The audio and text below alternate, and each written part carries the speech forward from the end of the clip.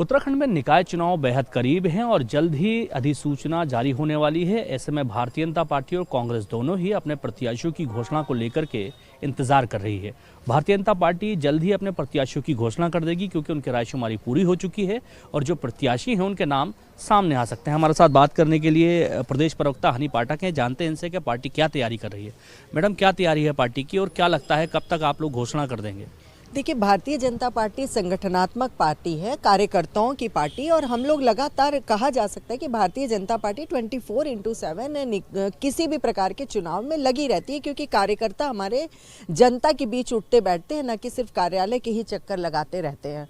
तो भारतीय जनता पार्टी में भी हर वार्ड में, हर जगह, हर जिले में उत्तराखंड के पर्यवेक्षक तैनात किए गए हैं। सभी पर्यवेक्षक वहां पर जा रहे हैं और हम सबसे अच्छी बात है कि हमारे कार्यकर्ताओं की रायशुमारी ली जा रही है कि कार्यकर्ता की पसंद क्या रहेगी, कार्यकर्ता किस प्रकार के अपने नेता चाहता है, वार्ड में क्या लोकप्रियता है।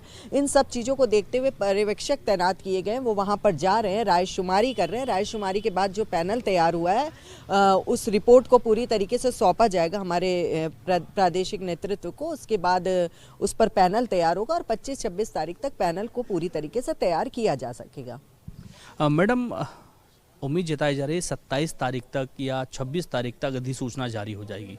तो अधिसूचना जारी होने के बाद कितना समय लगेगा आपको अपने प्रत्याशियों की घोषणा करने में? क्योंकि 11 के लगभग निगम हैं, फिर कई नगर पालिकाएँ हैं, नगर पंचायतें हैं। ऐसे में घोषणा करने में अगर देर होती तो हमने देखा है पिछले कई चुनावों में कि नामों की घोषणा अगर देर से होती है तो चुनाव काफ़ी फंस सा जाता है। तो इस बार क्या तैयारी है पार्टी की? देखिए, पार्टी की तैयारी हमारी पूरी तरीके से हो चुकी है। जिस प्रकार से अभी आपने देखा होगा, रायशुमारी का दौर कल जाकर ख़त्म हो चुका है। रायशुमारी के बाद अब आज तक रिपोर्ट सौंप दी जाएगी, उसके बाद पैनल तैयार कर लिए जाएंगे। तो भारतीय जनता पार्टी, तो मैंने अभी भी कहा कि चुनावी मोड में हमेशा रहती है, तैयार रहती है। तो हमारे तो सभी कार्य पूरी तरीके से प्रारूप हो चुके हैं, धरातल पर दिख रहे हैं।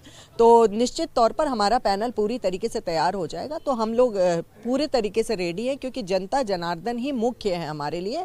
और जनता जनार्दन हमारा जो कार्य है, हमने जो कार्य विकास के किए हैं, वो भारतीय जनता पार्टी के ही बस का था और भारतीय जनता पार्टी उसको धरातल पर उतारी है। तो जनता जनार्दन हमें अपना साथ अवश्य देगी।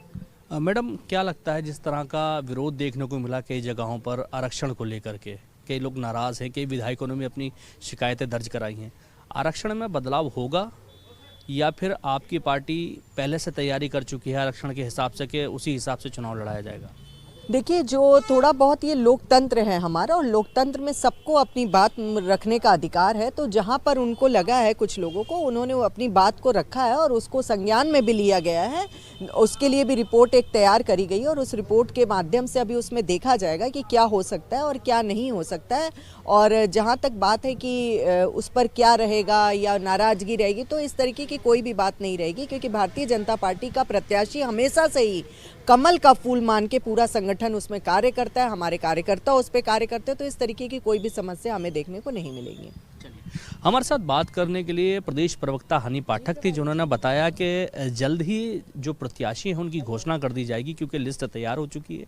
तमाम प्रत्याशियों के नाम सामने आ चुके हैं। अब पार्टी को ये डिसाइड करना है कि कब घोषणा की जाएगी, क्योंकि अधिसूचना लगना कुछ ही दिनों में हो सकता है कि अधिसूचना कुछ ही दिनों में लग जाए और उसके आसपास ही प्रत्याशियों की घोषणा भी भारतीय जनता पार्टी कर सकती है। अब देखना ये होगा कि भारतीय जनता पार्टी जब प्रत्याशियों की घोषणा करती है तो क्या उसके बाद कांग्रेस कोई स्टेप उठाएगी या उससे पहले अपने प्रत्याशियों की घोषणा करेगी।